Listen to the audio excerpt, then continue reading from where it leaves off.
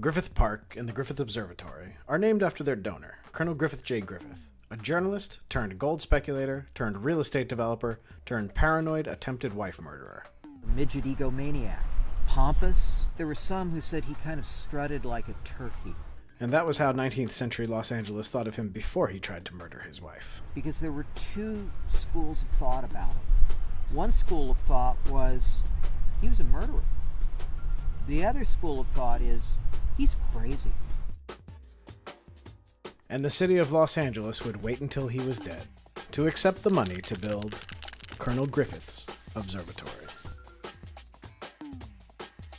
The observatory was built at the absolute depth of the Great Depression, and that materials and workers were really cheap. It's like the copper used for the observatory's domes. Colonel Griffith knew that he wanted a facility for what he called the plain people. But exactly what it would teach people, he was a little unclear on it. He knew he wanted a telescope. He knew that he wanted some sort of motion picture theater. Some of his early inquiries about what should be shown in that theater, quasi-scientific titles like How to Catch Fish with Dynamite. The motion picture theater that Colonel Griffith envisioned would eventually become a planetarium. Griffith had made his fortune in San Francisco in the years after the gold rush. While working as a journalist covering the gold mines for the daily Alta California, he found a second job that would prove quite lucrative. He eventually got hired by mine owners to write confidential reports, and he comes to Los Angeles a wealthy young man. He married Christina Mesmer, the daughter of a prominent French family and a Catholic, and purchased the Los Feliz Rancho, eventually donating the steepest hills of the rancho to make Griffith Park in 1896. Between Griffith, who somehow mysteriously acquired the title of colonel, and his wife, they were a power couple.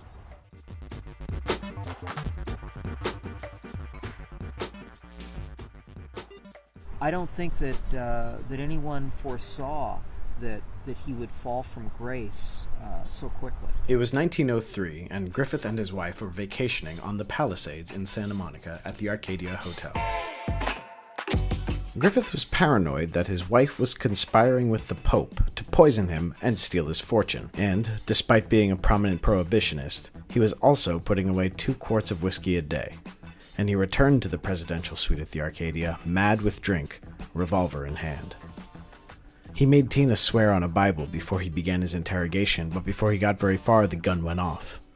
Tina jerked her head to the side, catching the bullet in her right eye, stumbled to her feet, and dove out the window, crawling to safety from the piazza roof below. The trial was sensational and featured a novel defense for the time, alcoholic insanity. Still, Griffith was found guilty of assault with a deadly weapon and sentenced to serve his time at San Quentin Prison.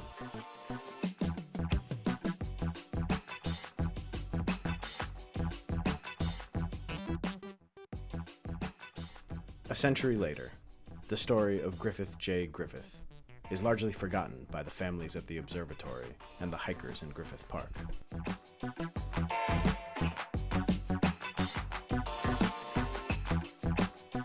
But from his observatory, perched high on Mount Hollywood, we can see that which is hidden by the bright lights of the City of Angels.